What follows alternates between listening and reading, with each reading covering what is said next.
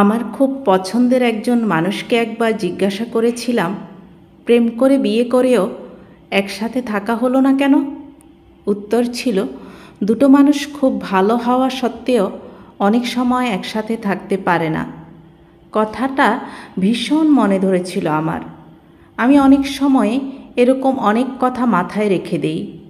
জীবনের প্রয়োজনে কখন যে কোনটা কোথায় কাজে লাগে বলা তো যায় না।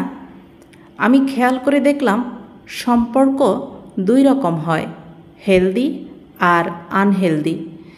যে সম্পর্কগুলো থেকে আমরা শক্তি পাই, যাদের সাথে থাকলে আমাদের মন মস্তিষ্ক সচল হয়ে যায় আর অনেক দুঃখ অথবা শরীরের যন্ত্রণা ভুলেও আমরা নিমিষেই হাসতে থাকি, সেগুলো হচ্ছে হেলদি সম্পর্ক।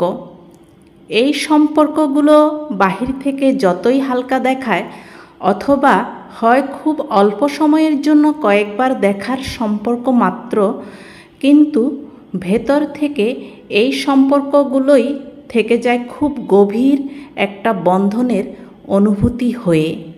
খেয়াল করলে দেখবেন আপনি এক ধরনের মানুষের সাথে পরিচয়ের প্রথম দিনেই মনে হবে যেন কত দিনের পরিচয়। অনেক মানুষের মধ্যে দেখবেন একজন মানুষ থাকবে যার সামনে আপনি খুব সহজ থাকতে পারছেন, যার সাথে কথা বলতে আপনি ভেবে কথা বলছেন না, কিংবা কথা ফুরিয়ে গেছে বলে মনে হচ্ছে না। এরা হচ্ছে আপনার জন্য পজিটিভ। এদেরকে আঁকড়ে রাখতে হয় না, এরা আপনা থেকেই আপনার সাথে জড়িয়ে থাকে।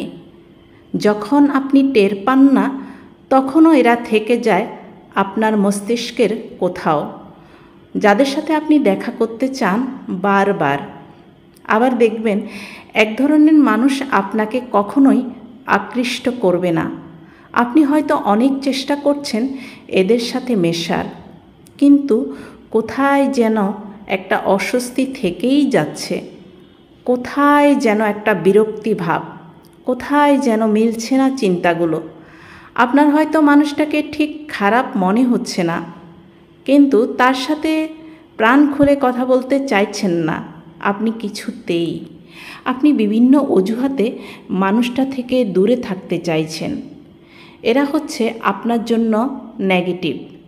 এই সম্পর্কগুলো আপনাকে সব সময় খিটখিটে করে রাখে, কারণে অকারণে জন্ম দেয় একরকম বিরক্তিকর অনুভূতি, অথবা এদের আশেপাশে থাকলে আপনার ভালো লাগা অনুভূতিটাও ফিকে হয়ে যায়, আপনার মন খারাপ হয়। এরা চলে যাবার পরেও মস্তিষ্কের ভেতর অনুভূত হয় একটা এলোমেলো অনুভূতি। আপনি কিছুতেই চান না এই মানুষটার সাথে আপনার আবার দেখা হোক। আপনি যে মানুষটার সাথে অকপটে মিশতে পারছেন, জরুরি নয় যে সে পৃথিবীর সবচেয়ে ভালো মানুষ হবে।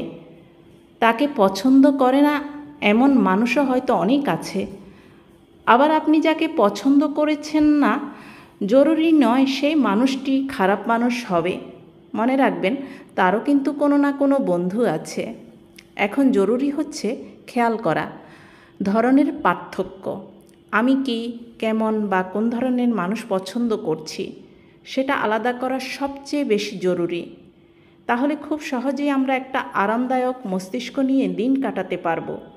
না হলে অনেক অনেক সুন্দর আর মূল্যবান সময় নষ্ট হতে থাকবে একজন ভুল ধারণের মানুষের সাথে সুন্দর সময় বা জীবন কাটানোর ব্যর্থ চেষ্টা করতে করতে।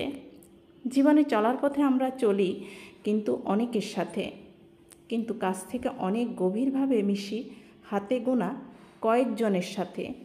সেই কয়েকজনের সংখ্যাটা কমে গিয়ে যদি একজনও এসে দাঁড়ায়, তবুও ধরুন আলাদা করে বাঁচতে হবে, তাহলে সেই একজনকে নিয়ে পার করা যাবে জীবনের অসম্ভব সুন্দর কিছু সময়।